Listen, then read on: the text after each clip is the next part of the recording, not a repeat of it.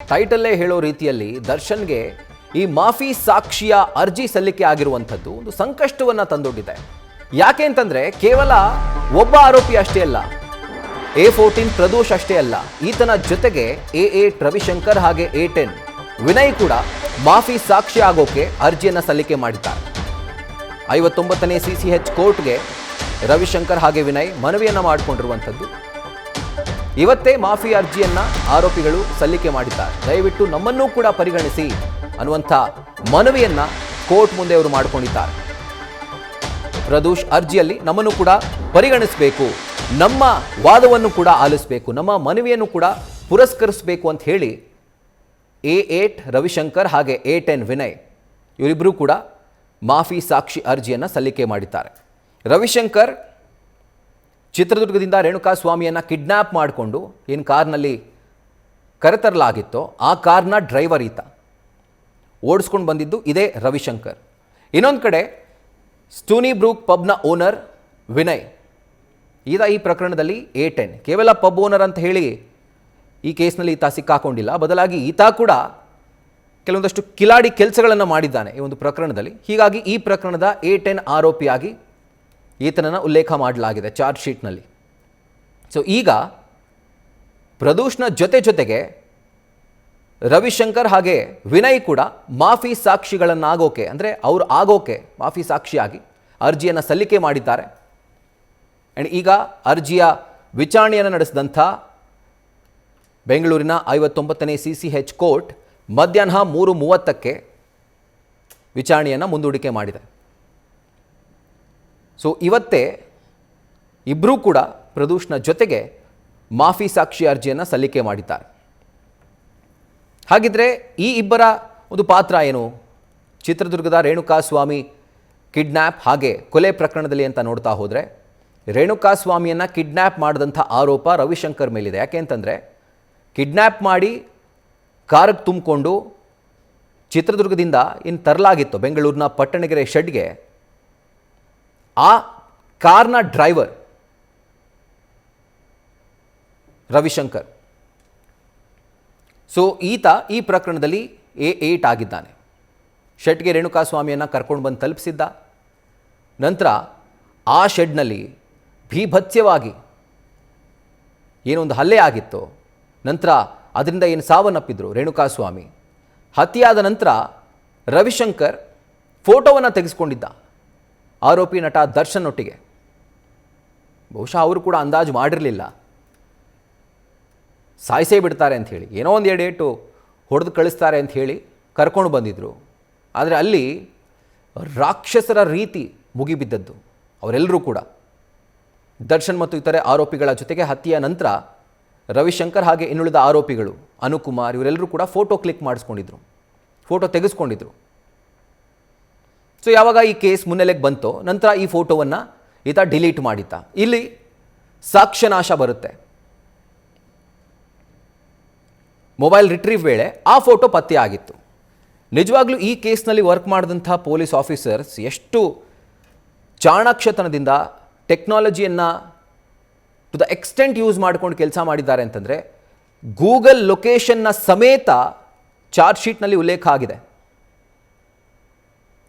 And ಈ ಪ್ರಕರಣಕ್ಕೆ ಪ್ರಮುಖ ಸಾಕ್ಷ್ಯ ಆ ಫೋಟೋವನ್ನು ಈತ ಡಿಲೀಟ್ ಮಾಡಿದ್ದ.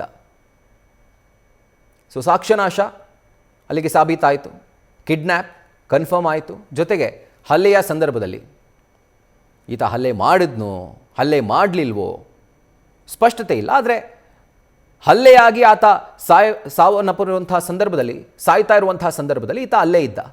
ಇದಾದ ಬಳಿಕ ಫೋಟೋವನ್ನು ಕ್ಲಿಕ್ ಮಾಡ್ಕೊಂಡಿದ್ದ. ಆ್ಯಂಡ್ ಮತ್ತೊಬ್ಬ ಆರೋಪಿ ವಿನಯ್, ಈತನ ಪಾತ್ರ ಏನು?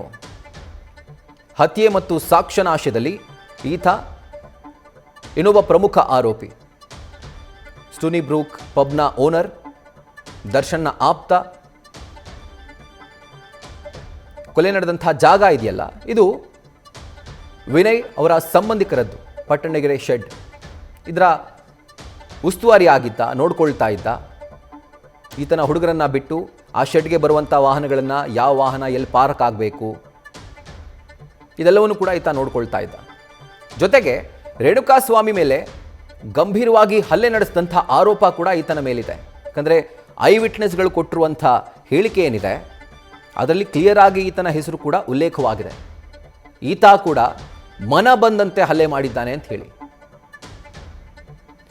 A9 ಧನ್ರಾಜ್ನನ್ನ ದರ್ಶನ್ಗೆ ವಿನಯ್ ಪರಿಚಯ ಮಾಡಿದ್ದ. ಈ ಧನ್ರಾಜ್ ಯಾರು?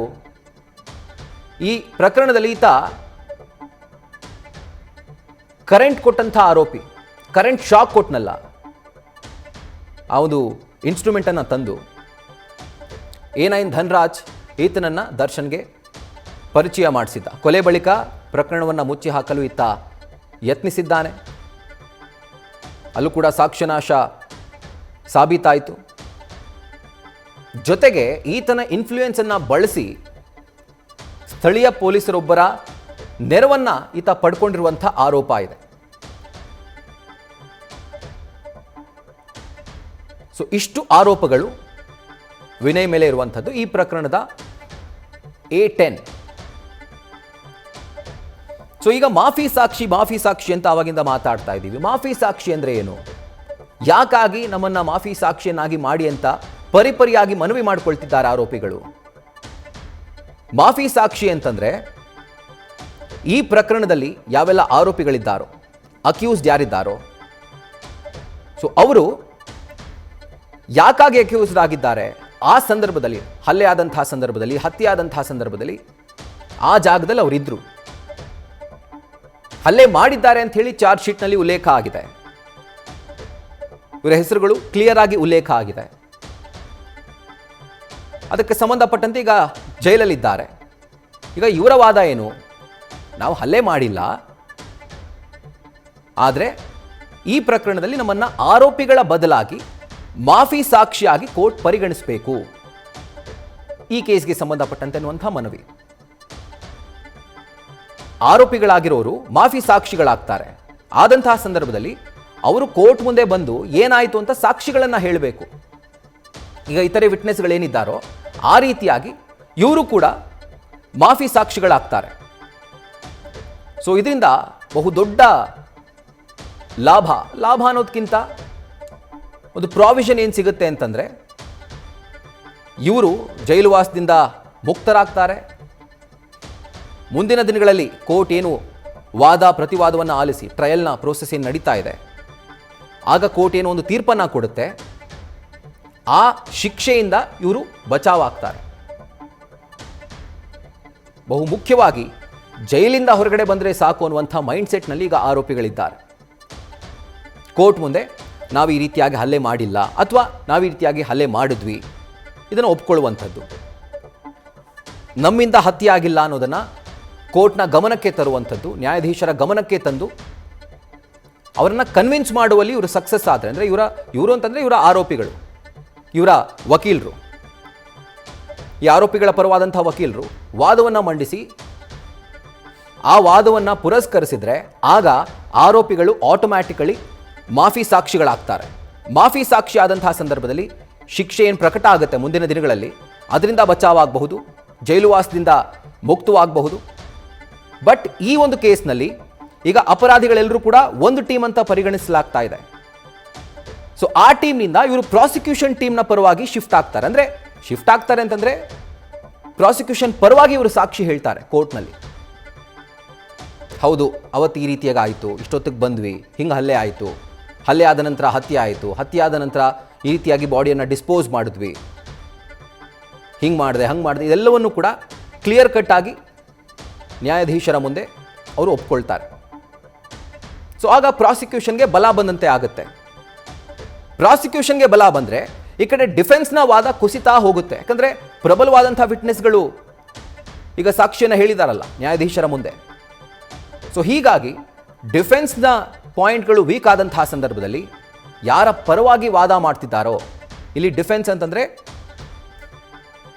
A1 ಪವಿತ್ರ ಗೌಡ ಸೇರಿದಂತೆ A2 ದರ್ಶನ್, A3 ಪವನ್, ಈ ರೀತಿಯಾಗಿ ಅನೇಕ ಆರೋಪಿಗಳು ಯಾರೆಲ್ಲ ಮಾಫಿ ಸಾಕ್ಷಿ ಅರ್ಜಿಯನ್ನು ಸಲ್ಲಿಕೆ ಮಾಡಿಲ್ವೋ ಅವರು.